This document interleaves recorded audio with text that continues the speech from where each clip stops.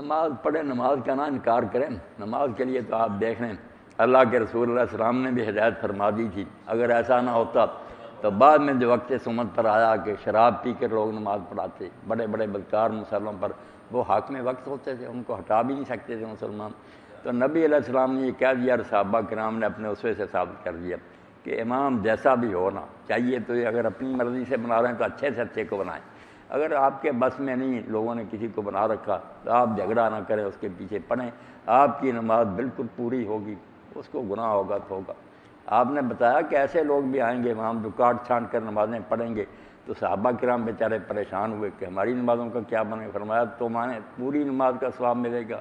جو وہ کمی بیشی کریں گے اس کے وہ خود ذمہ دار ہیں۔ نماز پڑھنے سے انکار نہ کرنا امت کی وحدت کے لیے حضور نے سبق دیا۔ اب جو ہم دیکھتے ہیں آ کر پیشانی پر پڑھتے ہیں کہ لکھا بریلی، دیوبندی، اہل حدیث فلاں، اور وہاں سے لوٹ جاتے ہیں کہ یہ تو دوسرے فرقے میں قبلہ رخ ہے، قرآن پڑھ رہا ہے، بالکل طریقہ حضور کا اللہ اکبر سے سلام تک ہے۔ آپ نماز پڑھیں اس میں کوئی کوتاہی ہوگی بھگتا پھرے گا، آپ کی نماز کو اس نے کوئی نقصان پہنچا؟ نتھی نہیں ہوتی امام کی نماز کے ساتھ ہماری نماز ہے کہ اگر اس کی نہ ہوئی تو ہماری بھی نہ ہوئی، صرف یہ ڈسپلن ہے کہ اکٹھے پڑھو، نماز ہر ایک کی الگ الگ پیش ہوتی ہے، ایک ہی صف میں دو ساتھ ساتھ کھڑے ہیں، ہو سکتا ہے اس کی قبول ہو جائے دوسرے کی نہ قبول ہو، تو اپنی نیت نیک کرنی چاہیے، امام کا رونا نہیں رونا چاہیے، وہ کیسا بھی ہے نا۔ اگر آپ کا اختیار ہے کسی جگہ تو آپ ضرور مشورہ دیں کہ کوئی اچھا امام منتخب کریں، اگر بے بسی ہے یا کوئی دوسرا علاقہ تو آپ جو بھی وہاں ہے نا اس کے پیچھے پڑھیں۔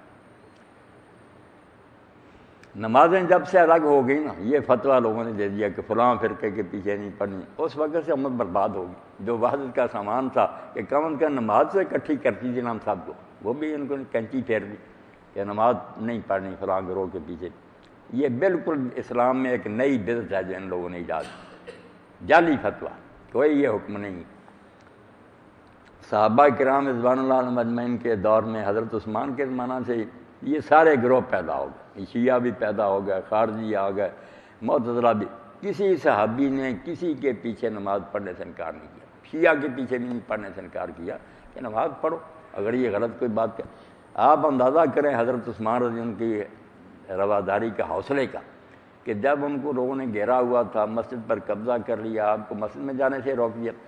تو آپ کے بھانجے نے عبید اللہ بن عدی نے آ کر پوچھا کہ امام مبارک تو آپ ہیں، وہ فتنے والا شخص نماز پڑھاتا، ہمارا دل نہیں چاہتا ان کے پیچھے نماز پڑھنے کا، جو صرف زبان سے برا نہیں کہہ رہے، قتل کے لیے آئے ہوئے تھے۔ تو آپ نے فرمایا نماز بہترین کام ہے،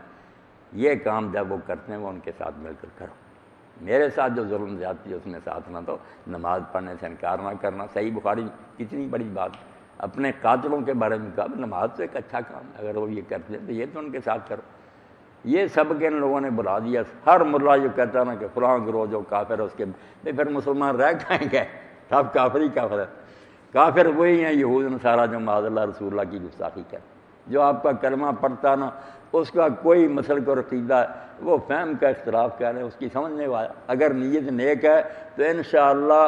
نزعنا ما فی صدورہم من غل، ان سب کے سینوں سے اللہ ناراضگی نکال لے گا، یہ بھائی بھائی بن کر جنت میں بیٹھے ہوں گے، بریلوی بھی، دیوبندی بھی، شیعہ بھی، سارے اہل حدیث بھی، کوئی بات نہیں، نیت نیک کریں، فساد سے باز آئیں، کافر نہ کہیں ایک دوسرے کو، پھر کوئی بات نہیں۔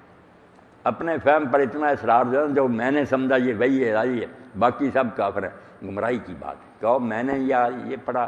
میری سمجھ میں، مگر ہو سکتا ہے یہ غلطی ہے، اور دوسرے لوگ کہتے ہیں جو میرے خیال میں میں نے درست، مگر ہو سکتا ہے درستی ہے۔ بڑے بڑے نیک امام یہ کہہ کے مرے ہیں کہ جو میں کہہ رہا ہوں میرے خیال میں یہ درست ہے، مگر میں مانتا ہوں کہ ہو سکتا ہے یہ غلط ہو،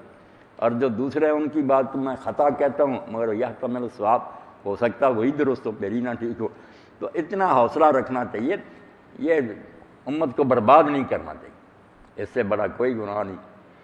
موسیٰ علیہ السلام جب لوٹے اللہ نے اطلاع دے دی کہ بچڑا پوجا تو غصے میں آئے، ہارون علیہ السلام کو بڑے بھائی ہیں، 3 سال بڑے ہیں، نبی ہیں، داڑھی سے پکڑا سر سے اور کہا تو نے کیوں نہ صحیح انتظام کیا؟ تو انہوں نے کہا میں اس سے ڈر گیا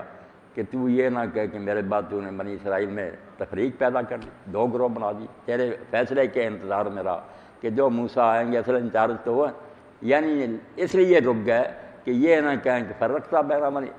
اسرائیلیوں میں تو انہوں نے گروہ بنا دی، شرک ہوتا ہوا دیکھ کر۔ یہ چھوٹی چھوٹی بات، عمر وہ نہیں مسلمان، وہ نہیں مسلمان، کیوں نہیں مسلمان؟ بریلوی نظر آئے، جو سب کے پیچھے نمازیں پڑھو، اگر ان کے عقیدے میں کچھ غلطی ہے تو جواب اللہ کو دیں گے۔ وہ بھی بد نیت لوگ، عوام کا کیا گلا کریں، وہ بیچارے تو اپنے عالم پر اعتماد کرتے ہیں، جاتے ہیں وہ سناتا ہے قرآن عزیز، وہ سمجھتے بیچارہ ٹھیک ہی کہہ رہا ہے، اب کیا کریں آپ عام پبلک کے لوگ۔ کافر کہنے سے پرہیز کرنا چاہیے، اس سے بڑا کوئی جرم نہیں کہ ایک شخص کلمہ پڑھ رہا اور آپ اس کو کافر کہہ رہے ہیں۔